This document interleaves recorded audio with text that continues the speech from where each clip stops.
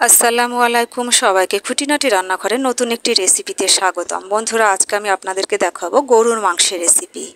কিভাবে গরুর মাংস রান্না করলে অনেক বেশি টেস্টি হবে, খেতে খুব বেশি মজার হবে, সেই রেসিপি আজকে আমি আপনাদের সাথে শেয়ার করতে চলেছি। আমি গ্যাস অন করে গ্যাসের উপর একটি কড়াই বসিয়ে দিয়েছি। এর মধ্যে দিয়ে দিচ্ছি 2 কেজি পরিমাণ গরুর মাংস। মাংসগুলোকে আমি খুব ভালোভাবে ধুয়ে দিয়েছি।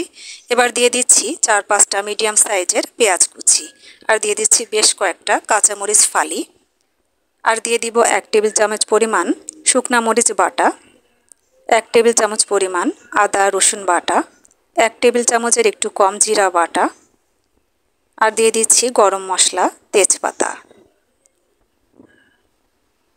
আর দিয়ে দিচ্ছি ধনিয়া গুঁড়া, দিয়ে দিব স্বাদ মতো লবণ। লবণটা এখন আমি কম করে দিচ্ছি, পরে আবার বেশি করে দিয়ে দিব। এবার দিয়ে দিচ্ছি শুকনা মরিচের গুঁড়া, দিয়ে দিচ্ছি হলুদের গুঁড়া, এবার দিয়ে দিব বেশ খানিকটা সয়াবিন তেল। তেলটা একটু বেশি দিতে হবে গরুর মাংস রান্নাতে, তাহলে কিন্তু অনেক বেশি স্বাদ হবে। আমি এবার সমস্ত মশলা খুন্তি দিয়ে ভালোভাবে মাংসের সাথে মিশিয়ে দিচ্ছি।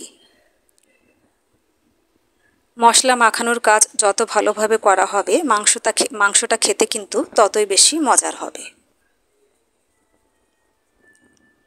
আমি আলুগুলো ভুল করে আগে দিয়ে দিয়েছিলাম। বন্ধুরা, আপনারা অবশ্যই গরুর মাংস খাসির মাংস রান্নার সময় আলুটা কষানোর পরে দিবেন, তা না হলে কিন্তু আলু বেশি গলে যেতে পারে। আমি ভুল করে দিয়ে দিয়েছি। এবার আমি উঠিয়ে নিচ্ছি। আমি সামান্য মশলা ধোয়া পানি দিয়ে দিচ্ছি। মাংস থেকে কিন্তু অনেক বেশি পানি বের হবে, এজন্য পানি আমি অল্প করে দিয়ে ঢাকা দিয়ে কষিয়ে নেব। গ্যাসের জালটাকে কিন্তু আমি লো টু মিডিয়ামে রেখেছিলাম। দেখুন, আমি ঢাকনা খুলে ফিরে এসেছি। আরও কিছুক্ষণ ভালোভাবে লো আছে ভাজা ভাজা করে আমি মাংসটাকে কষিয়ে নেব। দেখুন, মাংস কষানো হয়ে গিয়েছে। আমি ঝোলের পানি দিয়ে দিচ্ছি। আমি খুব বেশি ঝোল রাখবো না, মিডিয়াম পরিমাণ ঝোলের পানি দিব। দেখুন বন্ধুরা, আমি পানি দিয়ে দিলাম। এবার আমি সেই আলুগুলো দিয়ে দিচ্ছি। বন্ধুরা, আমার ভিডিওটি ভালো লাগলে অবশ্যই একটি লাইক দিতে ভুলবেন না। রেসিপিটি কেমন হয়েছে কমেন্ট সেকশনে গিয়ে কমেন্ট করে জানাতে ভুলবেন না। আমি এবার ঢাকা দিয়ে 10-15 মিনিট লো টু মিডিয়াম আছে মাংসটাকে রান্না করে নিব। আমি একটা গুঁড়া মশলা ব্যবহার করব মাংসের মধ্যে। আমি একটি ছোট কড়াই বসিয়ে দিয়েছি। এর মধ্যে দিয়ে দিয়েছি আস্ত জিরা আর 2 টুকরা জায়ফল। জায়ফল এবং জিরা আমি ভালোভাবে ভেজে নিচ্ছি। গ্যাসের জালটাকে লোতে রেখে আমি ভেজে নিচ্ছি মশলাটা। এই মশলাটা গুঁড়া করে আমি মাংস রান্নার শেষে মাংসতে ব্যবহার করব, তাহলে কিন্তু অনেক বেশি টেস্টি হবে। খুব দারুণ একটা ঘ্রাণ হবে মাংস রান্নাতে। দেখুন, আমার মাংস রান্না প্রায় হয়ে গিয়েছে। আমি একটু নেড়ে চেড়ে দিচ্ছি। খুব দারুণ একটা কালার হয়েছে কিন্তু এই মাংসটা। আপনারাও বাসায় এভাবে ট্রাই করবেন, খুব সহজেই গরুর মাংসের স্বাদ অনেক বেশি হবে।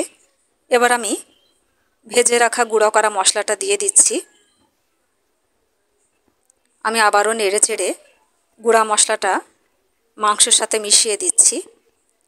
কালারটা কিন্তু অনেক লোভনীয় হয়েছে।